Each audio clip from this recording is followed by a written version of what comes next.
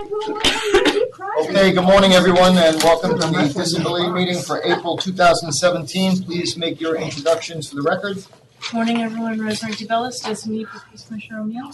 Samantha Gagan, Council NYPD, present by invitation. John Dorset, designee for Controller Scott Stringer. Antonio Rodriguez, designee for Finance Commissioner Jihad. John Adler, designee for Mayor de Blasio. Marta Ross, Law Department by invitation. Amy Cassidy, Law Department by invitation. Joe Alejandro, designee for Patrick Lynch, John Puglisi, Mubarak Abdul-Jabbar, and Corey Grable stepped out of the room. We'll be right back. Chris McGrath, PBA by invitation. Mark Marino, PBA by invitation. Rod Sharp, PBA by invitation. David Morris, PBA by invitation. Gary DeRosa, designee for Ed Mullins. Steve Verbilia, designee for Lou Turco. You jumped in. Oh, boy, one day you're a star and they jump I outranked him because I'm a civilian. He's a beneficiary. A little more important now. Bob Ganley, SBA by invitation. Sorry. Nice to be here, by the way. Nick Safuni, present by invitation as counsel, SBA, LBA, CEA. Steve Verbilia, still designee for Lou Turco. Chris Monahan, designee Roy Richter, CEA. Kenny Sparks, DEA, designee for Mike Palladino. Karen Paxis, DEA by invitation. Artie Williams, DEA by invitation. Sherry Chan, City Actuary, present by invitation. Dr. John Santucci, Medical Division, present by invitation. Bob Sanskis, third pension fund by invitation. Kevin Holleran, Pension Fund by invitation. You. Cindy. Cynthia Collins, Mayor's Office by invitation.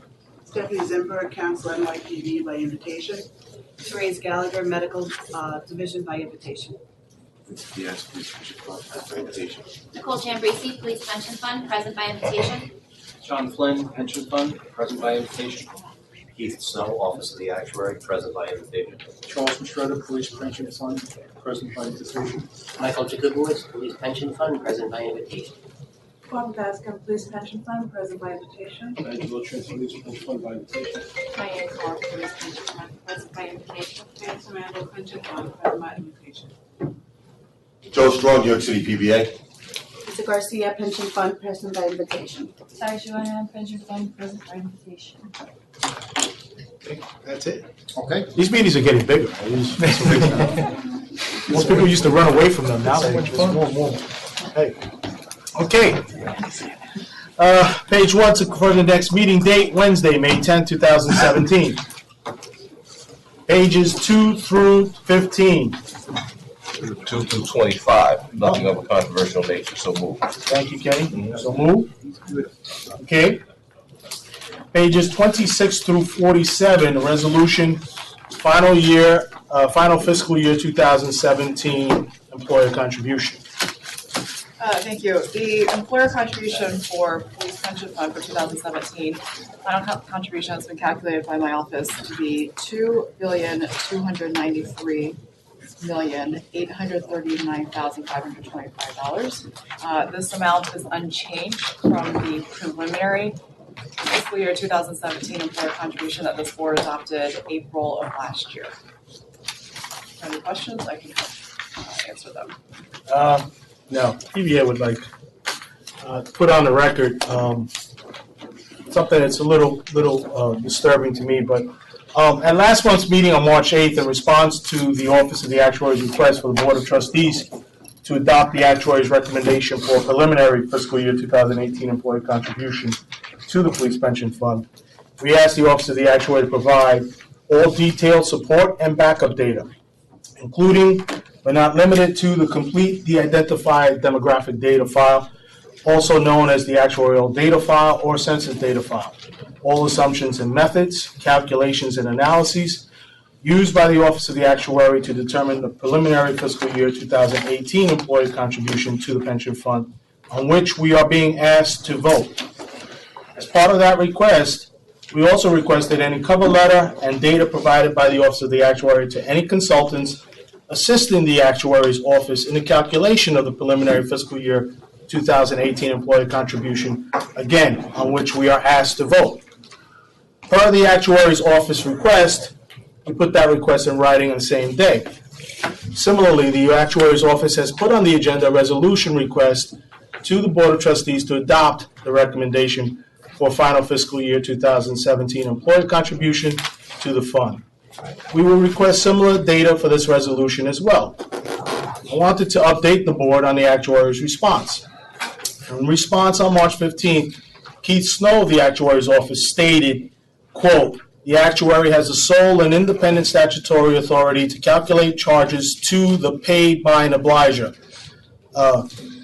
Correction on Keith. Audit of the actuary, again, continuing on with the quote, "Audit of the actuary's determinations and processes is prescribed by law and does not bestow those powers on the board or its trustees. The PBA is therefore no more entitled to such information than a member of the public. However, to the extent the PBA has questions about any of the actuary's calculations, please feel free to create an agenda and set up a meeting with us so that we can discuss the matter further." End quote. Thus, the actuary's office has declined to provide any data on the resolution, which we are now being asked to vote upon. So I just want to read that into the record. I don't know if the actuary has any response to that, if they want to say that I am mischaracterizing their email at any point. And I just want to clarify that for policy, from a policy perspective, that the agency, my agency, the actuary, remains an independent agency for the purposes of calculating funds that go into this pension fund, because there are multiple parties on the board involved in being beneficiaries and other entities that pay into the fund as well. This is for that purpose. And, you know, as you had said, the audit of our work is bestowed to a third party that's independent, even independent to us. So I don't know if Keith, you have anything to add to that? Yeah, I would just like to add that we did provide this board and the PBA with all final numbers that were used in those calculations. That still does not address an issue of oversight with regards to what we're requested to pay, or what the city is requested to pay for this fund, and whether we are doing it correctly. There have been mistakes made in the past by the Office of the Actuary, and there's an oversight process which this board diligently protects and does. So to the extent that I get a number as a bill, you always, even when you're in a restaurant, you still check the bill, right, to make sure that you're getting charged correctly. It's the same thing, I would believe.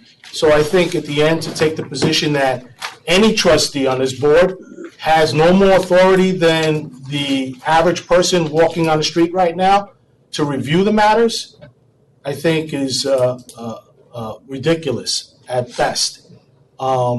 Worse, I won't even get into. There is an oversight authority, and people may not like that, but I think any trustee has a right on this board to request the information to ensure that they're doing their job correctly, especially when they're being asked to vote on these matters. I'm John. You can speak up. There is oversight. I just want to respond to that. There is oversight, but by law, it's not bestowed to the board due to reasons of, you know. And who else is asked to vote on that? So there's an actuarial oversight committee provided by the charter, and the committee hires a outside actuary. Currently Bolton Partners. Bolton Partners, thank you. I couldn't remember the name. Bolton Partners is currently the outside actuary hired by the Actuarial Oversight Committee to audit and review the work of the Office of the Actuary for the City of New York. So there is this oversight process. I'm not opining on what you had to say, Joe. I just wanted to point out that there is an independent oversight process provided explicitly by the charter, the city charter. I don't disagree with that. But I see that also as, for example, any board having a committee to review matters before it goes to a vote for the full committee. It's like anything else. You may have a little bit more expertise when you're looking at these matters, and it's delineated in the charter to allow for this review process. But if the board is being asked to vote on the final, I think it's like a committee with regards to pay or investments, subcommittee. You're there to review the matter, but I think it comes to a vote for the entire board. Otherwise, it would just say the committee does the auditing or monitors the auditing process, and then they're entitled to vote on it before anything else. So I think all the trustees here have the right and the ability to request to review whatever information they need to come to a decision on the resolution being put before it today. And I think that's a legal issue. I mean, strategically, it was designed, again, from a policy perspective, so that the parties that pay into it or benefit from the fund aren't the ones auditing the work.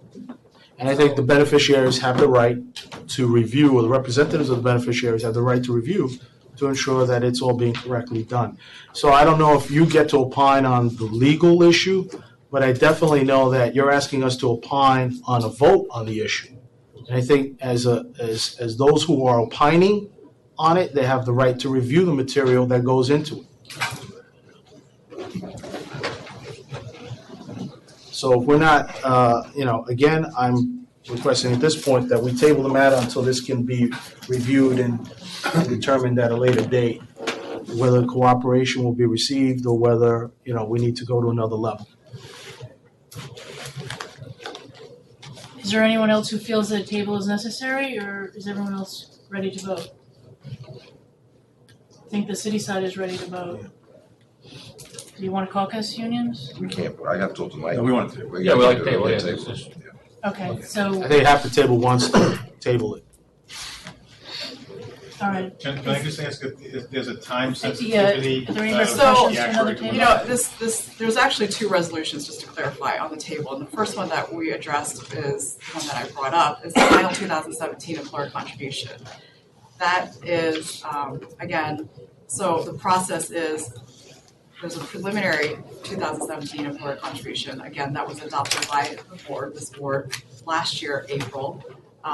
And so the payments from the city have been made each month to the pension fund during this fiscal year. So there's only about 2 payments left in the year, 2 or 3, depending on if they paid this month's payment yet or not. And so these payments have already been made. There's no difference between the final 17 and the preliminary 17 numbers. So it will not change the process for the next 2 months. Okay. But that was also pursuant to a vote of the board, right? The vote is actually, the resolution is a courtesy resolution. So you're saying you don't need a board vote? Is that what you're saying? Technically, legally, I don't understand technical. I'm just saying you're saying you Again, don't need I'm not, a vote as you from the said, board. I'm not the attorney in the room, so I don't opine on legal issues. My understanding is there's no legal requirement for the board to adopt the resolution. It's given to the board as a courtesy because it affects the contributions and the monies that go into the fund. Then why'd you put it in as a resolution, as a courtesy? Really? I don't know, where is that courtesy written in the law? Could I ask Keith Snow to opine on this, since he is the lawyer in the room? Well, we have several lawyers in the room. They're going to give you several opinions as to where the cup should be on this table. He's the lawyer for the actuary, so I think he could probably tell us what the legal status of the board resolution regarding the employer contribution, which is made by the city to the fund pursuant to the actuary's calculations. So the statute sets forth the board's duty and the actuary's duties. The statute makes clear that the actuary determines the employer contribution. The actuary brings it to this board, so the board is aware of the calculations and how that fluctuates throughout the years. You have to keep in mind that the employer's obligation to pay the contribution has no bearing upon this board. So the employer's obligated to pay the determination whether this board approves it or not. And as far as I'm aware, there's nothing in the statute indicating that the board should vote on it or has to vote on the issue. It's an issue for the employer to pay once the actuary has made that determination. Can I just ask, just to make sure we're all on the same page, the law department's the counsel to this board, and Keith, I respect your opinion, but as counsel to the actuary, I just want to make sure the law department as counsel to this board concurs with that assessment. Be careful now. I would have to think about this, to be frank with you. This is the first I'm hearing of this issue coming up, and to take it under advisement would be, in my mind, the prudent thing to do at this juncture. All right, well, it seems like a table is. And I would also just add that there's a history, even prior to the current actuary, that the actuary comes to the board for approval of the resolutions. I think this is the first, as far as I'm concerned, where someone comes in and argues they're so completely independent, they don't have to answer to the board with regards to requesting a vote. They can just, as a courtesy, let us know what's being paid. I think that's a little disturbing on any level. When you're asking a board to approve something without being able to review material that goes into the request, I think that is disturbing. And I think it would be disturbing to anybody on the street who's ultimately saying, as my friend Mr. Adler said, the city's paying the bill. All we're requesting is that we're making sure that we're doing it correctly. That's all we're asking. Joe, can I ask a question? Has this board ever... I'm not sure you'll get an answer, but you can always ask the question. Has this board, to your knowledge, ever not voted to adopt the actuary's final fiscal year employer contribution? PBA has voted against it. I didn't ask that question. Has this board... I'm not prepared to speak for the board. I'm prepared to speak for the PBA. PBA, as a vote on this board, said in the past that they disagree. By the way, correctly so, because there have been mistakes made. Well, John, if you need an answer to that question, I'm sure we can get it administratively. It was a rhetorical question. That's what I thought. Okay. So it seems like all of the various perspectives have been aired, and what I'm also hearing from the actuary is the table isn't going to make any difference. So it seems like the prudent course would be to table it, and in the meantime, if the PBA would like to get an opinion from the law department, then Marta, maybe, or Amy, next month you could come back with that answer. Absolutely. We'll talk after this. Okay, so John, that, you want to do something, right? Comptroller's office? No, I just want to make sure that the advice that we're hearing from is just consistent from all lawyers in the room. so then you're asking the law department to come back with an So opinion next yeah, month? so I'll make the request that the law department come back with an opinion if this doesn't occur today or consistent with your understanding of how resolutions are effective. Okay. Thank you. And I would also just remind you that it's been presented in the past at this board that there's not a complete independence of the actuary, because when asked about who the employer was, I was told 3 boards employ the actuary. Okay, and it was at this table, and I believe it's on the record also. So there's not a complete independence of the actuary. It's working for a board. All right, it's not worth Let's not get into the weeds, right? Yeah. Okay. All right, Okay. well, that's the opinion of one trustee. So we will table this matter at the request of the PBA and the controller joining in the request for an opinion from the law department for next month. So that's both resolutions? That's both resolutions. Okay. No, control. Okay. I'm sorry, did you? No, we didn't make the request of the controller's office, we made it of the actuary. The controller requested of the law department. Right, the controller's asking, For legal opinion, I'm sorry, the PBA is asking for the table. on we're asking for the resolution. table and, The controller's asking for legal opinion.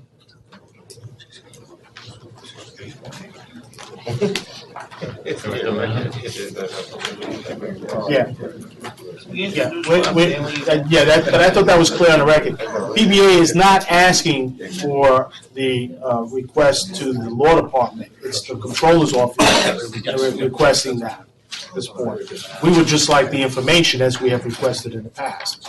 Okay, so to recap, the PBA is requesting a table of both resolutions, and the controller is requesting legal opinion from the law department. Right, correct. Okay, Okay. thank you. Next issue, purchase and credit for retroactive military seniority. I believe you had written some sort of memo. Joe, if I may, Oh, I'm sorry. the conversation, since it started in public, it was a request from you as a trustee. That conversation can happen here, but any memo that was written by the law department is attorney-client privileged. Okay. So if you wanted to speak about the topic generally, we can do that here. If not, I would ask that we hold any discussion of the substance of the memo for an attorney-client session that can happen in between the public and the executive. Do you want to do that now?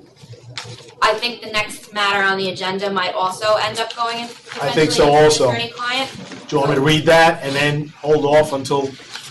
unless there's any general conversation that doesn't involve discussion of litigation outside of what the decision actually says, because that is public.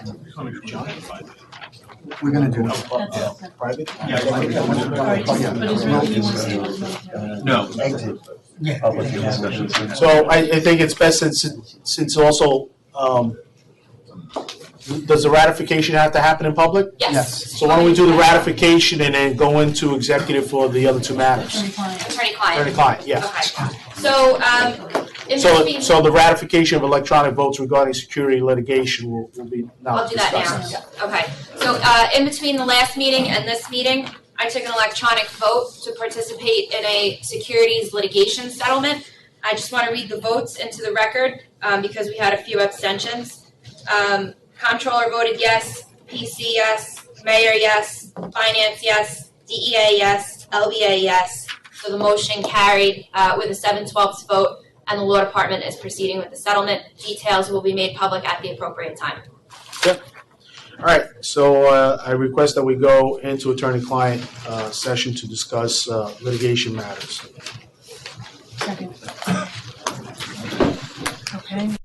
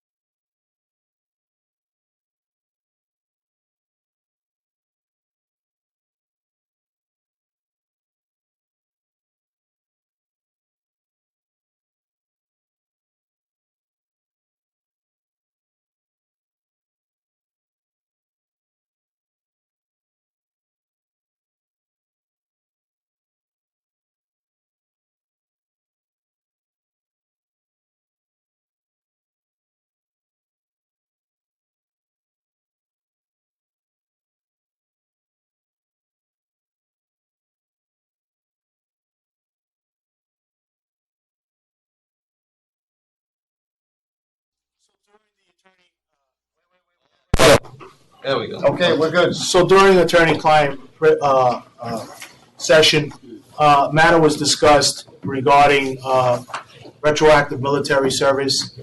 The mayor's office has kindly stated that they are going to facilitate a meeting between principals in the police department, DCAS, and some of those interested trustees who may be part of it to try to rectify this matter that's been going on for some time. And with regards to a case that was entered on the child care buyback, there will be further discussion when the case is officially entered, and at that time, the trustees will discuss further what to do with that. And that was it. So, and I believe Kevin has another matter. No, that to would be discuss. No? in the executive. Okay, so then I make a motion that we go into executive session. Okay.